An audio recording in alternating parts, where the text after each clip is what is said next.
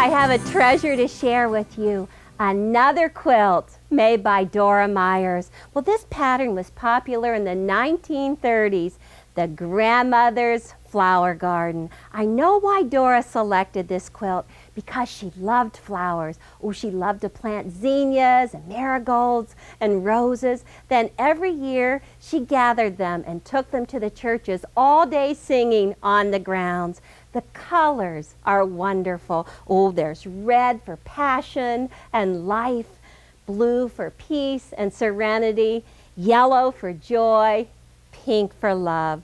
Oh, just bits and pieces of color put together for life. Well, now I have a more contemporary bits and pieces quilt. And when you set the quilt together with a dark background, oh, those colors appear even more dynamic. The jewel tones appear to sparkle on the quilt. Now, there's machine quilting all throughout here and some free motion machine quilting right in these spots. Well, let's get busy and finish our quilt.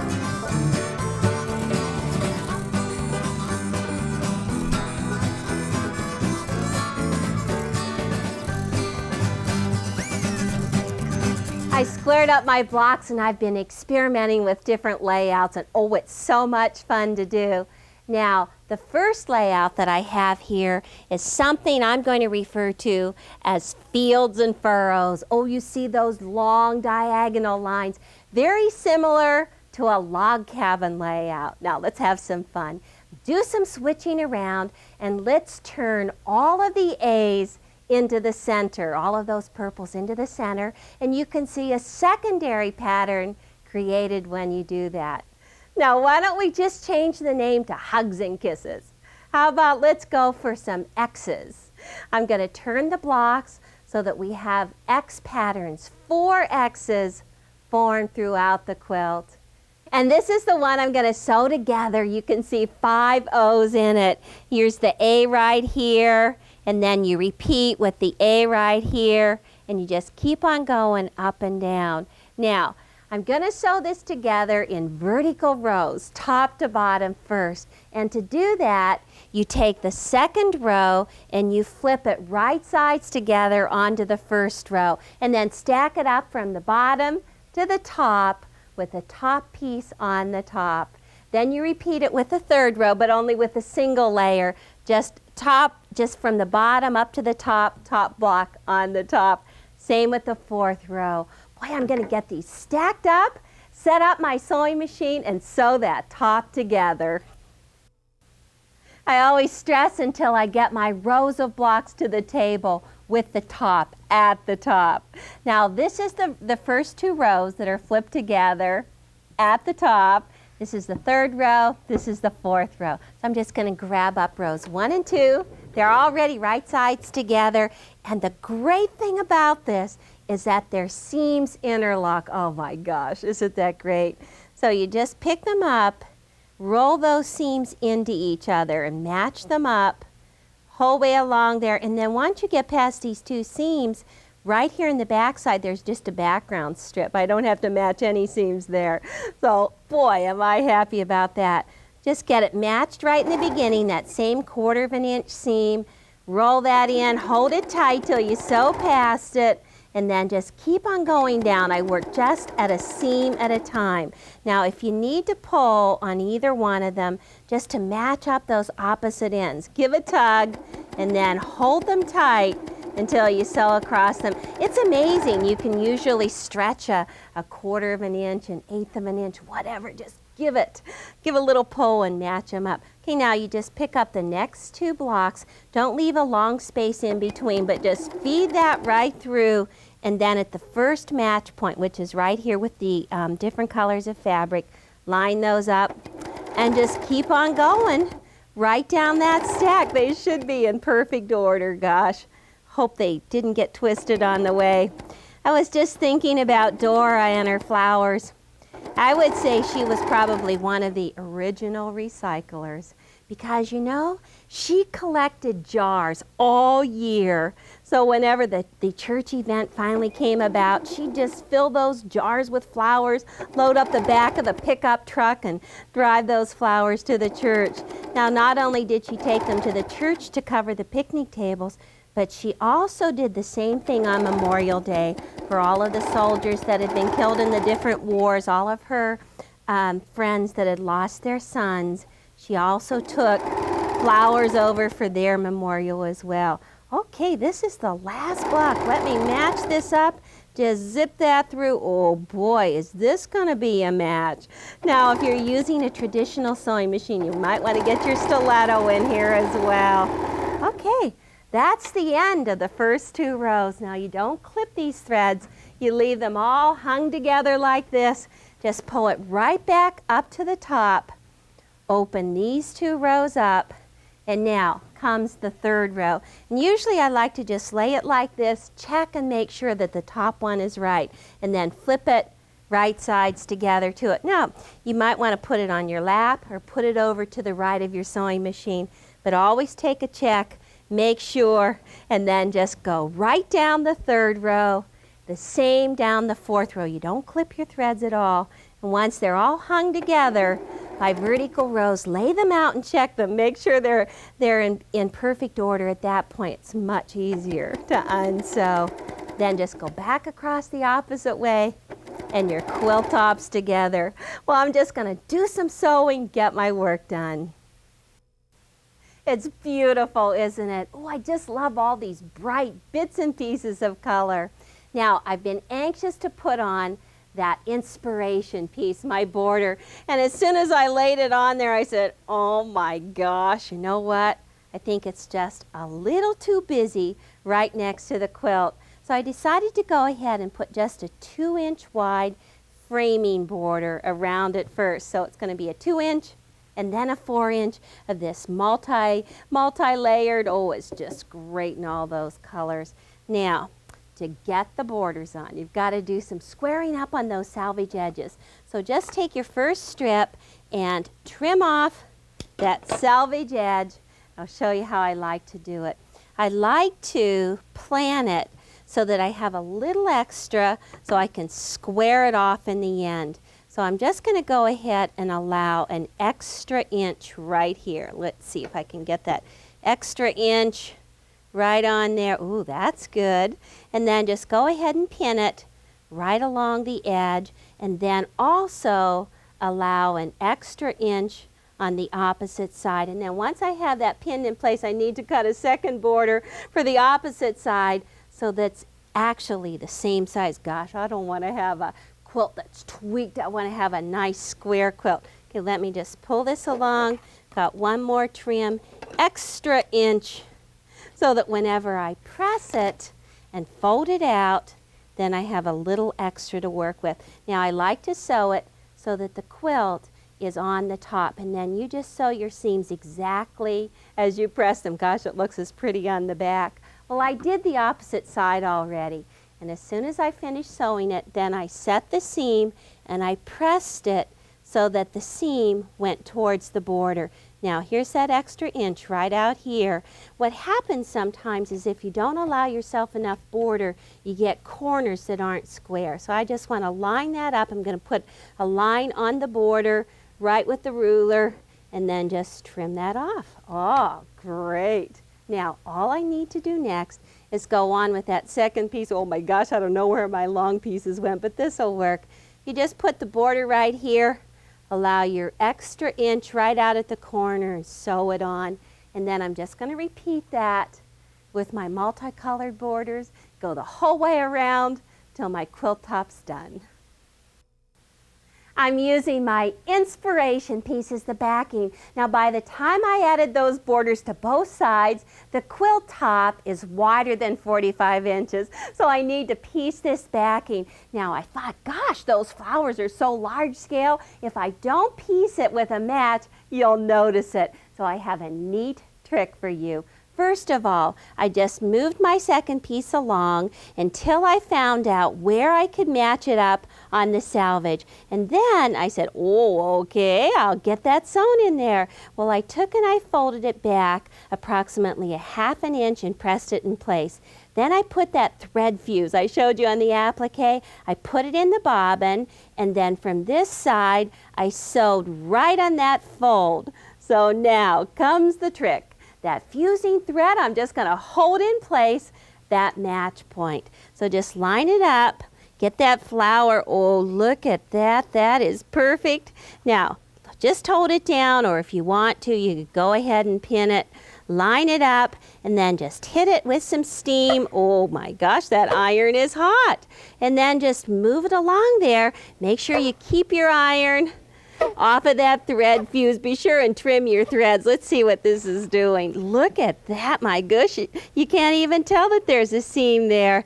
Now, as soon as I go the whole way down pressing this, then I'm going to go back and open it up again, and right in that fold, I need to stitch a second time. Now I could go ahead and use my serger and trim off that selvage at the same time. Just zip right down that seam, and then as soon as I'm done with the seam, place your backing with the right side down on the table. Smooth your cotton batting on top of that. On top of your cotton batting comes your quilt top. Oh, that top is beautiful. And then just go ahead and smooth out that quilt top. Well, I'm ready for clamping that backing down now. We're really gonna love this finishing. Now, go ahead and use binder clamps, 1 inch, and just clamp it along the edge of the table. Boy, I don't know if my hands are strong enough. Oh, I did it, good. Well, clamp it down along the edge of the table. Once you have it clamped, then you want to go ahead and do some marking. I have a template right here. I want to use this white space or this background space. So I'm just going to turn this. This fits perfect. I want to line it up so that the points on the template go right on the seam lines. Line it up like there. Oh, look at that. It's right in the middle. And then this is a silver pencil. You do this before you do anything else. You do your marking before you actually pin your layers together. I want to show you how to free motion machine quilt this after I get all the marking done. Let's see if you can see that. Oh yeah, you can see that pretty good. Okay, now once you get it marked, then you know where you want to keep your pins out of. Keep your pins out of the way. Use a pinning tool like this and 1 inch safety pins, and then just with the tool in your left hand, the pin in your right hand, take your pin and push it in, and when the tip comes out, just catch it and close it. Move it all along there. My gosh, probably need a couple of 100 pins for a quilt this size. The more pinning you do, then the less puckering you're going to have on the back. Oh, this looks great. I'm just going to go ahead, finish my pinning, set up my machine, and I'll show you how to do free motion machine quilting. I sprayed my table with furniture polish, so I am really ready for action. Now, it really helps when you have a flat bed on your sewing machine for free motion machine quilting. And this is what I did to set up my machine. This is a spring needle. Now, you could use a darning foot as well. Plus, I dropped my feed dog. See how it's nice and level here? So when you put your quilt in, then there's nothing to hold it. You can go forwards, backwards, to the side with that. Now, I set up my machine with invisible thread on the top, and when you do that, you loosen your top tension. I normally sew at about a number 4 tension. I took it clear down to number 1. Now, I'm also going to use the needle down or the needle in feature so that whenever I stop sewing, the needle stops right in the fabric. Oh, let's see if I'm ready for this. Okay, just drop your presser foot right where you're going to start.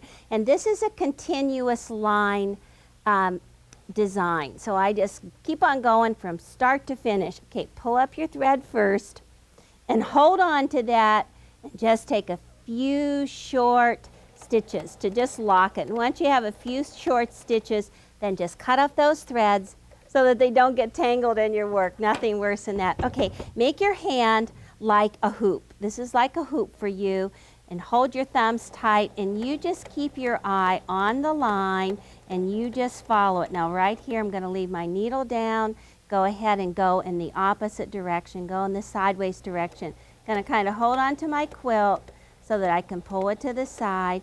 Now you control your speed. You just go as slow as you want. Once you get onto it, then you just really pick up speed. Let's see if I can pick up speed and zoom right up that curve right there. Now when I get up here, I'm just going to leave my needle in and just curve right around the second side. Okay, you just keep on sewing from start to finish on this, just following that design and going back right to where you started from right here, needle in and pivot. Now I'm going to do a little bit of twisting so I can see that design. Always keep your eye on the design, keep your eye on the needle going along that. All right, now we're going.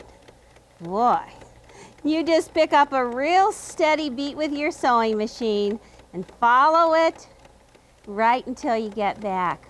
And then you just do that same interlock stitching right where you were before and cut off those threads so they're nice and short. This is a perfect quilt for with the white area. You can really put a lot of design into it. It works well. Now, as soon as I finish doing this design, then I'm going to just set up my walking foot and I'll show you how to do some diagonal machine quilting and binding. Dora Myers loved to crochet. Oh, she had doilies on the backs of her couch, on her arms of her chairs, and underneath all of her plants. Oh, she had doilies everywhere. Well, maybe you have a grandmother. Perhaps you found some of her doilies in the attic. Boy, I want to show you some of the things to do with them. Like this one. This is a really neat doily that it's like a basket, and then tucked inside are some yo-yos, old little pom-poms down in the bottom right here. This one, oh, I love this blue, some crocheting right here, and who knows what this was. This is a kick right here. More yo-yos, but I want to show you the back because that's the best. Oh, you can use some tatting, some buttons, some yo-yos, some dresser scarves, embroidery work, whatever. Anything you find in the attic, you can put together into some clothing. Well, this is my favorite vest. I just love to wear it. But you know, I think I've worn it a little too much. It's got the doilies up here, the crocheting, and they're sewn down with pearls throughout. But look at this spot.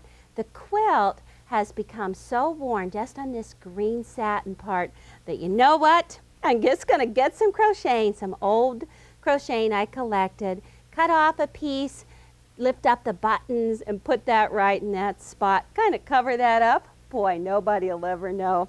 Well, you can create your own garment from start just with whatever you find around. And this is going to be a favorite, I can tell. Now, this was a dresser scarf. The little fair maiden has her dress crocheted right in here. Now, I was playing with the front of the vest. I thought, whoa, this would look cute. What if I made little lapels and put it in like that? Or I have the other part of the dresser scarf from the neck. I'll show you that. I thought if I take this end of it, gosh, if it's soiled, if it has holes, it doesn't really matter because you can just take it. See how I could just section that off right there, put that in as a little lapel, use a button over here. Oh, let's see how this one looks. We added this to the neckline. That looks good. I think that would be real pretty too. Or look at this. You can just go ahead and take the other end of the dresser scarf, put it on the back, and anytime there's a hole, just put a button on it. Oh, there's so much fun to do with these bits and pieces. You can mark long diagonal lines through your blocks with your 6 by 24 inch ruler and a chalk liner like this, or you could even use a Hera marker. But I'm going to go ahead and use the chalk so that you can see that. Just take your ruler and line it up so that it goes right through those points. Let's see if I can hold this down tight. Keep straight lines after I've gone so far. Right now, I don't want to have any crooked lines.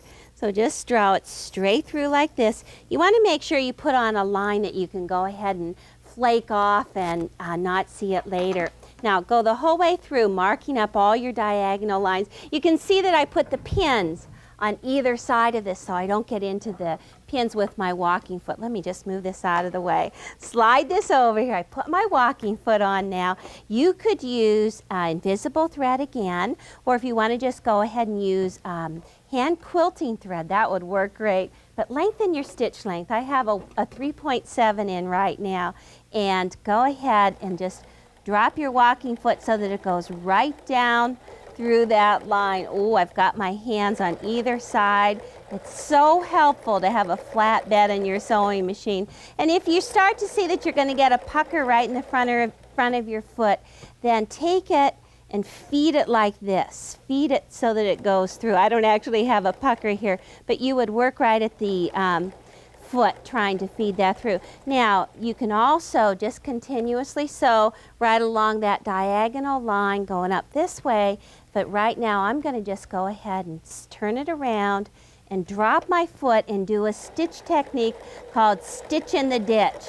And my needle is just going right in where these two seams meet. Hold that flat, keep that seam spread apart so that your needle goes right in that ditch. And you just go the whole way around the quilt, stitching in the ditch first in this border and then in the second border, and work your way out. Oh, free motion machine quilting, diagonal line quilting, you'll have a great looking quilt. Now I want to show you how to do the binding right now. Now I have a long strip that is longer than the whole outside edge of the quilt, plus a couple of extra inches. You need that for the corners. Take that, piece it into one long strip, and then fold it in half so that the wrong sides are in the inside. This is a 3-inch wide strip. Now let's just go ahead and get it near a corner. Gosh, I don't want to sew forever for you. Okay, take it near a corner. I'm going to start in the corner. You start in the middle of a side and leave the first 3 inches loose. Leave the first 3 inches loose. Drop your presser foot, drop your walking foot, and just line up the edge of your binding right with the edge of your quilt. And as you get right up near this corner, stop approximately 1/4 inch away. Leave your needle down. One more stitch. Oh, okay. Raise your presser foot and turn it to the next side. Just turn it around. Drop your foot and just reverse off of it. Once you reverse sew off of it, take this corner, fold it straight up at an angle, and then fold it straight back down. Oh, this is what Carol was telling me. She said, look how nice your corners are. You have round corners. I get round corners. Well, maybe this is what she needs to do, is line that up right there so that it's straight. And then as soon as you have that straight, just start going around again and repeat that same step on all 4 corners. Then when you get back to where you started, you just interlock those ending seams and cut them off short. Okay, now let's just go ahead and trim this off. Normally I'd go ahead and cut this off with my rotary cutter and ruler, but I took my board away so that I could move this around. Now just take and trim right up to the binding and the backing. Trim that away. Don't like to do it until this step. Now at this corner, when you bring that around, you pop that around, get that nice miter right there. And on the back side, you turn it, you pull it so that you cover that previous line of stitching. Now, usually I do safety pins at this step, but this is the one part that I just hate to do with safety pins. Pin that all down. So I want to show you. Remember that thread fuse? Boy, I have another neat tip I want to show you. So just take your quilt, especially since you have cotton binding in it, cotton batting. You don't even need to have the thread fuse in your bobbin. All you need to do is just take it and lay it right underneath that binding. Let me go ahead and even double it up. Make lots of glue right there. Okay, lay it right along that seam and take your binding and pull it over that. Boy, watch it doesn't get in the iron. And then you just want to do some steam. Hold that down. Now remember, this is with cotton batting, because if you have polyester batting, then you're just going to melt that batting right there. Okay, now when going around the corner here, see how that's shrinking up right there. Put it around the miter, stick it underneath and just keep on going. Now it works best, this works great for either hand stitching your binding down or doing it by machine. You should leave this down about 30 seconds so that it adheres.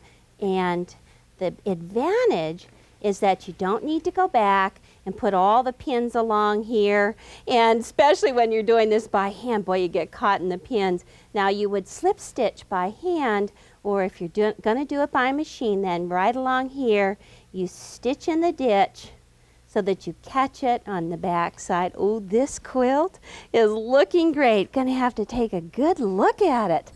My gosh, that's coming along. Well, may the bits and pieces of your life be as colorful as this Bits and Pieces quilt.